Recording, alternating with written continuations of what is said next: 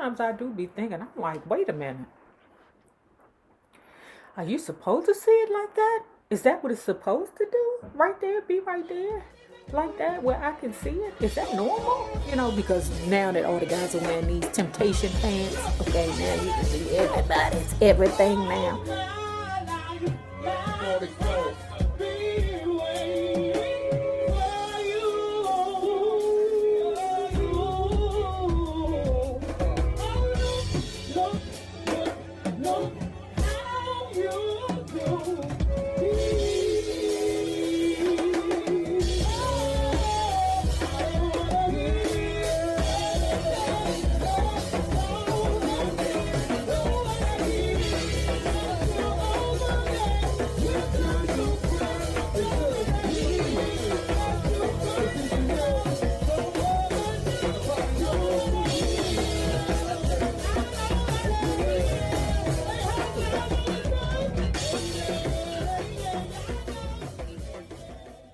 Well, hello there, love bugs. Hello there, Bellas. If you have not already done so, please remember to like, share to Facebook, subscribe, and visit uptopbeauty.com. And if you are not already a part of our book club, please hit the Patreon link below and or the join button here on the YouTube, and for a small monthly fee of $5. You babies, yes, you can be privy to all the shenanigans before the YouTube gets it, if the YouTube gets it. Now, let's continue talking about Jennifer Lewis's The Mother of Black Hollywood, a memoir. About a week after I first arrived in the Big Apple, Miguel left for the Dominican Republic to care for his sick grandmother. That was fine with me because I was feeling a bit cramped by his requests for marriage. I keep forgetting we're not in love anymore. Miguel's departure spurred me to say goodbye to his mom's apartment and move into a small one-bedroom with Mark Alton Brown and Robert Bobby Cesaro. Mark and Bobby were friends from Webster University who I met during my first week there. I'd walked into the busy dining hall sporting Afro puffs in a checkered pantsuit and spied two men sitting together. I sashayed over to where they were seated, and without so much as introducing myself, I leaned on the table and said, "Which one of these men you think I fucked last night?" And her eyes moved over to, "I keep forgetting we're not in love anymore. I keep forgetting things will never be the same again." Miguel. Both Mark and Bobby fell in love with me in that moment. At the same time, they fell in love with each other. For the next 2 years at Webster and then throughout our lives, the three of us have been thick as thieves. Mark and Bobby were already juniors when we met at college, and they had moved to New York City about 2 years before I arrived. Like me, Mark and Bobby had showbiz aspirations.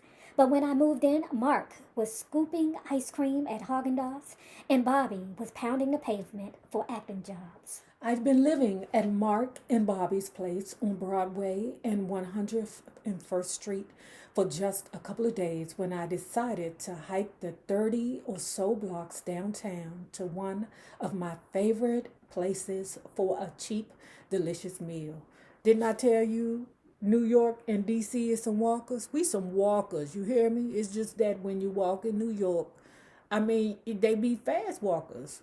Isn't that like an old lady Olympic event? I don't know. What is it? A fast walker, walk fast, runner, slow runner? She decided that she wanted to go to get a meal down at this place that had excellent environment. You know, you can be, what's that word, inspired by the environment. It's not too rough, but it's rough enough. And she goes down there to buy her 2 hot dogs and a soda for $2. In the 70s, sound about right. It was a late evening. I stood on the filthy street corner, jamming the second hot dog into my mouth, and suddenly recognized a face in the stream walking by.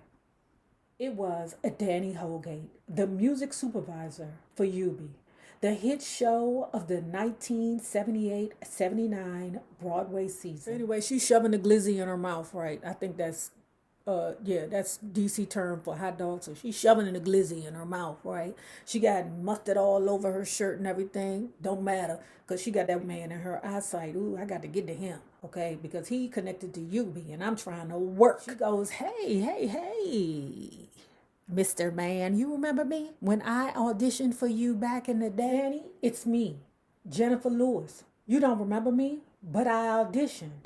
He interrupted me. Oh, yeah, you're the one that did that back bend. Obviously, I'd made an impression. That's like that death drop. You know that she Angela and Jennifer Lewis are very close. And if you don't know, she Angela became very famous. She was already a drag queen, but she became very famous because of RuPaul's Drag Race. She Angela's just so fabulous. Sometimes I be thinking they already know who's going to win on that show before they even call these people in. She Angela is a very animated person also, right? Just like Jennifer Lewis. And one time she Angela did a death drop. That's what she's known for, okay? Doing this throw your leg up thing and then banging on the ground. Child, she broke her leg one year. Oh, my feelings were so hurt. I said, who else is going to do this damn death drop? Jennifer Lewis can do the damn death drop. You hear me? She said that she was full on Jenny. If you think she showed her ass when she was 5 years old singing in church, imagine that times 30 at an audition for a Broadway play. Okay? The guy's like, I definitely remember you. She didn't get it because she was too much for the show at the time, right? But this time, the dude is like, I think we got a part for you. We can use you, Jennifer. Danny continued, come on, walk with me. I'm going to pick up some Chinese food. Well, timing is everything. Turned out Yubi was looking for a replacement for a wonderful actress named Gina Taylor. Long story short, on June 5th, 1979, exactly 11 days after graduating from college, I made my Broadway debut in Yubi at the Ambassador Theater. Talking about destiny. Yubi was a review honoring the work of James Hubert Blake, the first African American to write, direct, and star in a musical on Broadway. The acclaimed musical review starred Gregory Hines and Morris Hines. Girl, wait for this tea. Hold on. I barely remember my first Yubi performance. I stood in the wings awaiting my cue, a little nervous but definitely not scared. My only concern was that I not disappoint my fellow cast members. I wanted them to see me as their peer. Suddenly, I was on stage singing and dancing in a hit show with some of the most talented entertainers on Broadway. After I sang my feature song, If You've Never Been Vamped by Brownskin, You've Never Been Vamped at All. I barely heard the applause. It was the faces of my classmates that told me I had done well. I was attracted to Gregory Hines, who wasn't, and we flirted a bit, but mostly just became friends. He was a big prankster.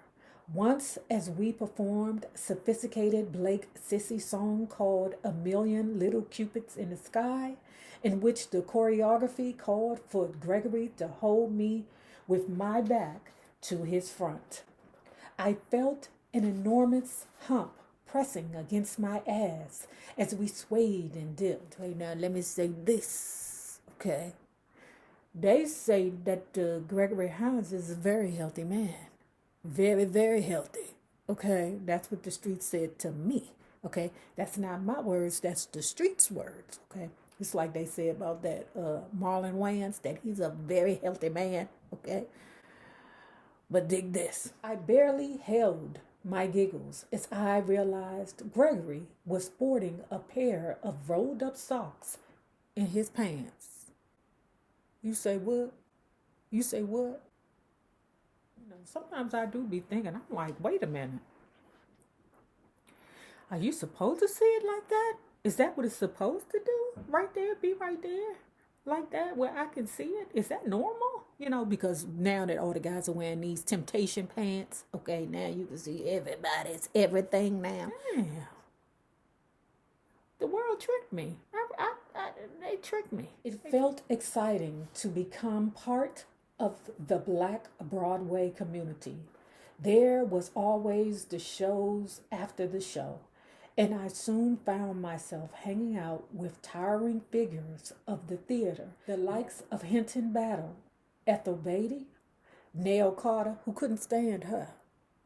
She said that Nell Carter hated her young ass. I don't know why. Why would Nell Carter be intimidated by Jennifer Lewis? I mean, that's Jennifer Lewis, but baby, you Nell Carter. Fuck all that. I mean, you got some weight on you, baby. There ain't no doubt about it. But you Nell Carter. There's no reason to be envious or jealous or spiteful towards Jennifer because you're Nell. The likes of Hinton Battle, Ethel Beatty, Nell Carter, who at first was not having my young ass, Armia McQueen, Vivian Reed, Ken Page, Marion Ramsey, Andre DeShields, and on and on. Initially, I would eggshell around these great idols, but usually within 10 minutes, I'd have them all laughing. We gypsies, meaning anyone who had been on Broadway, especially in the chorus, had our own world in our own language. Child, you peed on that stage meant your performance was incredible. And if you were truly extraordinarily, well then, girl, you turned that shiz out. We spoke only of show business, quoting old movies, singing in piano bars, and telling jokes.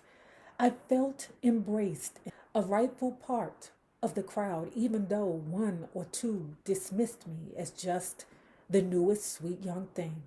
Believe me, I had never been sweet, and there was not a damn thing young about my talent.